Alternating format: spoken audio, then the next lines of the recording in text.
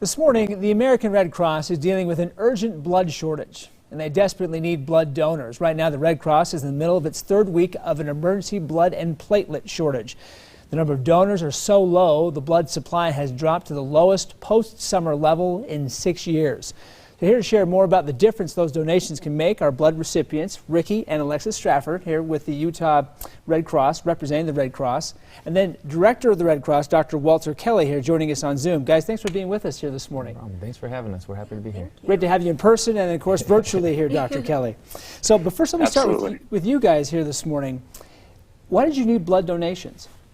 Blood's essential throughout treatment. You know, your body's going through a lot of changes. Your body's and what type of treatment?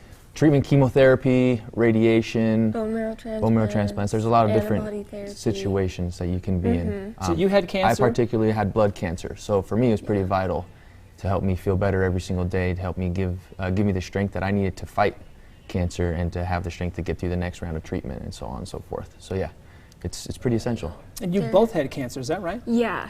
So we met at primaries and became best friends, and then started dating in 2017, and then got married later in 2018. And you're the happier version of A Fault in Our Stars. Exactly. Exactly. Yeah. Yeah. No, I love that. And so obviously you got the blood donations. How crucial was that to helping you survive?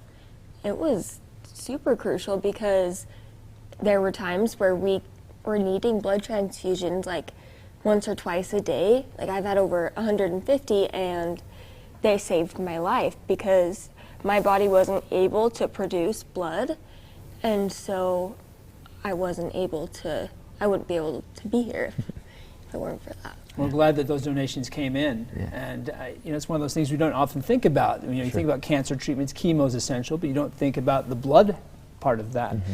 Dr. Kelly, I know you're listening in here on our conversation. How typical are Ricky and Alexis's situations for blood donations?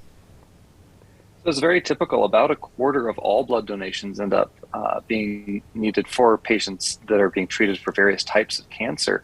And just like both of them said, oftentimes the treatment that we provide that is the life-saving treatment can't be done without supporting the patient when they're not able to produce blood because of the treatment, for example, like chemotherapy that we're giving them. And right now, blood supplies are so low that sometimes we are delaying transfusion, or sometimes we're only able to give a person half of a transfusion.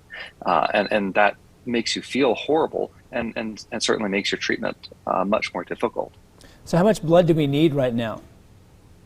So to put it into perspective, at the national level, we need to collect about 10,000 more units a week than we would have typically anticipated. That's the lowest it's been, like we say, in 6 years. This is usually a time, you know, where people are back in school and businesses are humming after the summer, and donors are really able to give very effectively. And unfortunately, right now, with the current situation, that's not necessarily the case. And so we really do need people to step up in a way that's necessary for patients to survive.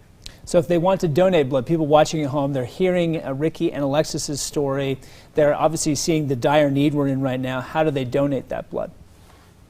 Right, so to keep donors and staff safe, it's really important that we try to schedule blood donation as effectively as we can, so we can do the cleaning that we need to do and make sure that we have everything prepared. So the easiest thing to do is to download the app. You can, if you have a smartphone, you can download the Red Cross Blood Donor app and schedule it there. You can go to redcrossblood.org. Okay, so we'll have that link on our website, abc4.com/GMU. Glad we got a happy ending to that movie. Thank you.